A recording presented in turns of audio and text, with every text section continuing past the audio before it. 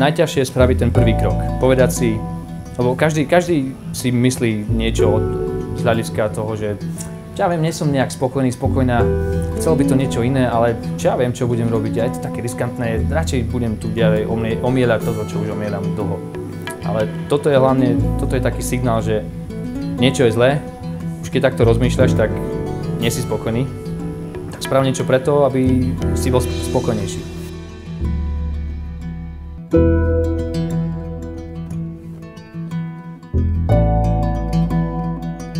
To moje motto je, že ak by som dnes zomrel, tak bol by som šťastný s tým, čo zanechám po sebe. A keď som pracoval v kancelárii, tak odpoveď bola nie, lebo čo som robil? Predával nejaké produkty ďalším ľuďom, ktorí to ani nepotrebujú, lebo sú to také tie produkty konzumerizmu či konzumizmu. Podstúpiť trochu rizika, spraviť prvý krok, ale väčšinou sa to oplatí. A keď sa to všetko poserie, nič nevyjde, tak prídeš naspäť a začneš tam, kde si skončil. Čiže nie je veľa, nie je čo stratiť. Zhruba je to taký, stále radšej niečo vyskúšam a poviem si, či to vyjde, či nie, skúsil som to, ako rozmýšľať nad tým a zaspávať každý večer, že jo, to by som sa rozprával. A potom sa zase vrátiť do nejakej rutiny, ktorú nemám rád. Tak asi toľko. Volám sa Lukáš Čech. Som zo Širokého, obec pri Prešove, východné Slovensko.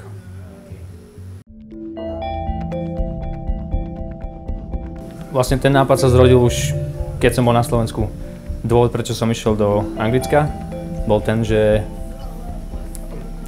pracoval som pre Panasonic, žil som doma s rodičmi, do práce, potom naspäť z práce, do baru, ďalší deň to isté, mal som 19 rokov, som si povedal, že to je priskoro na takú rutinu. Svet je veľký, je tam veľa vecí, čo človek môže vidieť, takže v 2004 to bolo, 2 roky po strednej škole, som si povedal, pôjdem do Anglicka. Londýn bol prvá vec, čo ma napadla, lebo vedel som anglicky, bolo tu už niekoľko Slovákov, takže akurát vtedy sme vstúpili do Európskej únie, čiže mal som to ľahké.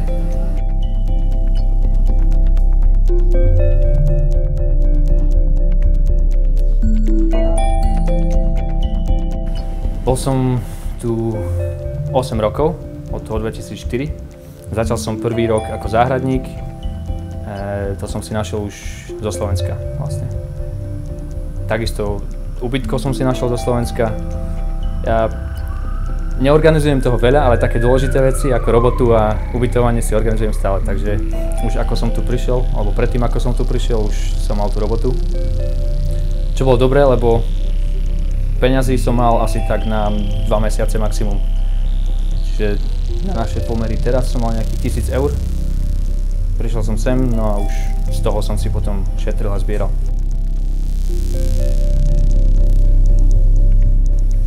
Po roku alebo som si povedal, stačilo, chce to teraz nejakú lepšiu robotu alebo skúsiť niečo iné.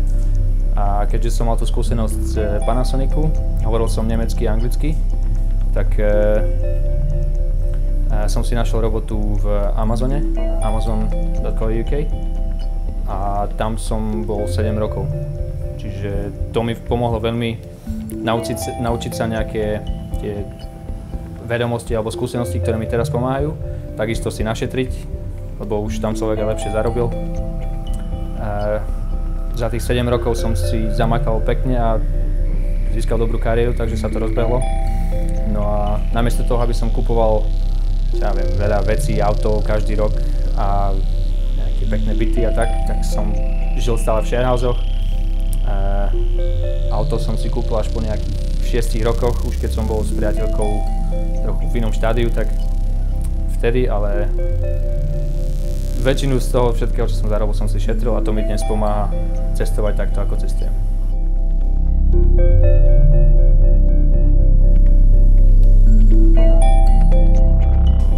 Tak tých dôvodov bolo viac, alebo bol to jeden dôvod, ktorý mi otvoril oči.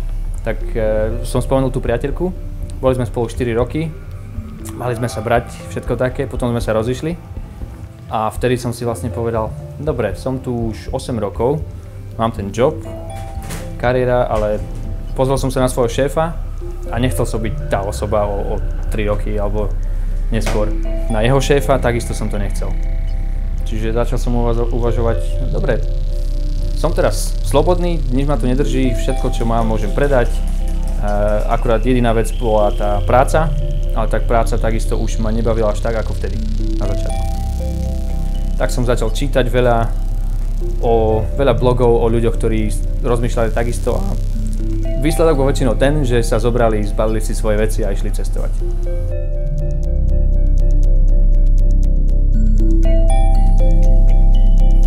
Prvý pol rok som iba čítal knihy, blogy o tom, ako cestovať, kam ísť, čo by som mohol robiť.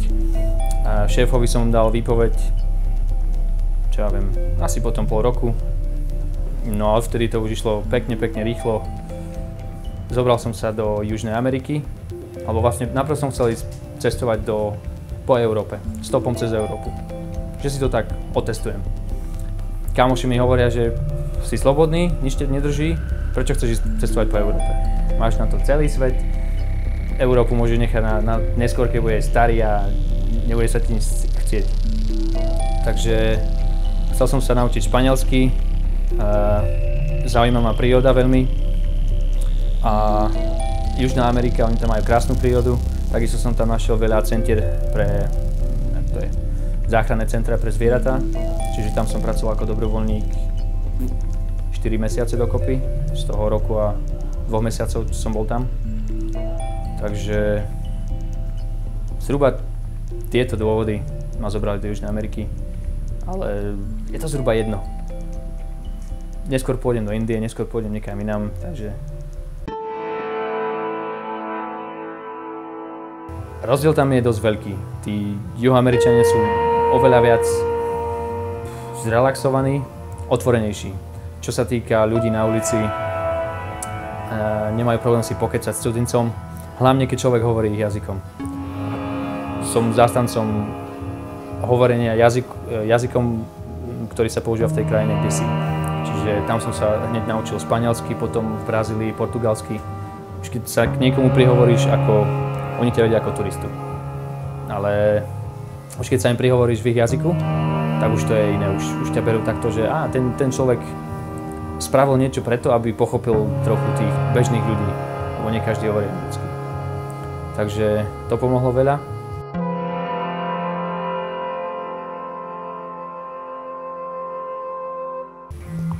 A čo sa iných vecí týka, tak som sa naučil neskutočné množstvo vecí, ktoré by som sa v tej práci v Amazone napríklad nenaučil. Tam by som sa naučil iné, ale tieto sú lepšie na takéto všeobecné prežitie vo svete. Skúsenosti len z toho, ako sa obracať vo svete, ako sa nejak vynájsť v cudzích mestách. Teraz už nemám problém prísť do hociakého mesta, poobzerať sa trochu a už to je také zabehnuté, že dobre, tak asi takto funguje ako všade, takže už viem čo ako. Takisto skúsenosti ako, neviem, robiť náramky zo šnúriek, to som nikdy nevedel, že budem vedieť, alebo som si nikdy nemyslel. Keramiku, tiež to je taká skúsenosť, čo som nikdy nečakal. Naučil som sa hrať na harmonike, super, užitočná vec, neviem jak. Na ulici niekde, keď to všetko padne, stratím všetky peniaze, tak budem hrať na ulici.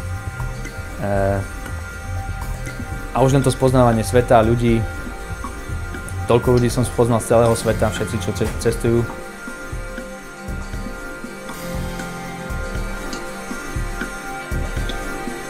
Kolumbia je veľmi nebezpečná, tam ťa zabijú, tam ťa okradnú, všetko je to kokain. Už nie je pravda, alebo aj keď to bolo takto, tak to bolo v istých častiach a keď sa tým častiam vyhneš, tak ostatné časti, ľudia sú prívetiví, ľudia sú takí ako u nás. Človek z dedziny. Išiel som si pešo nejakých 100 km po Ekvádore. Cez nejaké také malé dedinky, tak najprv na mňa zazerali, že čo tak robí. Ale potom neskôr už prejde si tú dedinu, usmeje sa na nich, pozdravíš ešte v ich jazyku, tak už ťa obehujú deti a už chcú niečo pokecať si. A stalo sa mi párkrát, že mi ponúkli jedlo, vodu alebo len tak si pokecali. Čiže svet nie je až taký nebezpečný, ako to v tých správach vyzerá, keď človek vie, kam ide a má trochu prehľad.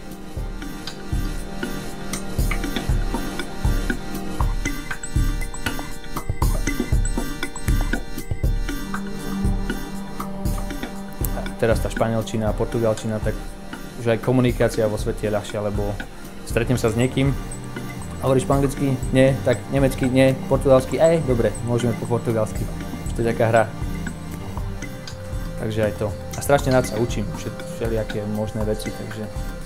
A ďalšia vec bola tá práca so zvieratami.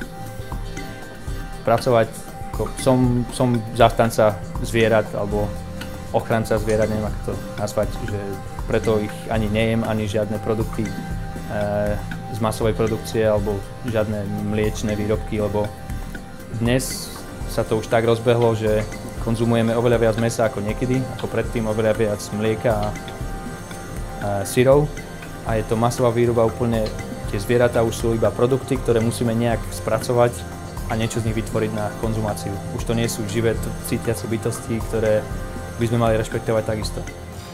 Takže tento systém nechcem podporovať, tak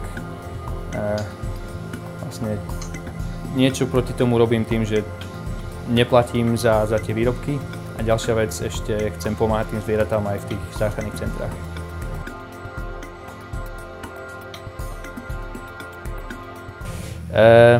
Píšem po slovensky na blogu Po svete po svojom, čo je www.posveteposvojom.com. SK to nie, lebo SK je drahšie, tak som taký, že to je tak jedno. Tak tam píšem o všetkom, také tie životné filozofie, cestovanie, čo ja viem. To je taký môj, ako to povedať po slovensky, ja neviem, si tam dávam všetko, čo mi príde na myseľ. A čo si myslím, že iných inšpiruje a pomôže vlastne. Tam nepíšem takých somarina, ktoré by nikomu nepomohli.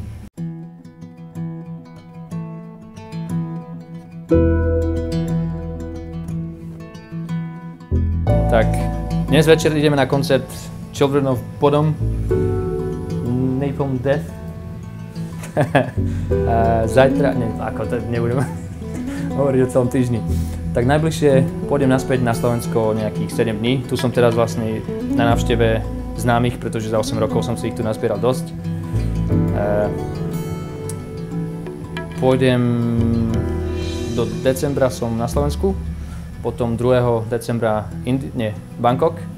Odtiaľ mám vlastne jednosmerný lístok do Bangkoku a odtiaľ už nejak sa zoberiem cez Tibet, Nepál do Indie. To je taký hrubý plán, ale neviem, ako to presne vyjde. Tam som si tiež našiel záchranné centra. Takisto si chcem dať spraviť nejaké tetovanie tradičným štýlom s bambusom. A kamarát Nasko pozná niekoho tam, takže tam sa obidvaja stretneme a vyskúšame to. Takže asi toľko. Ázia najbližšie.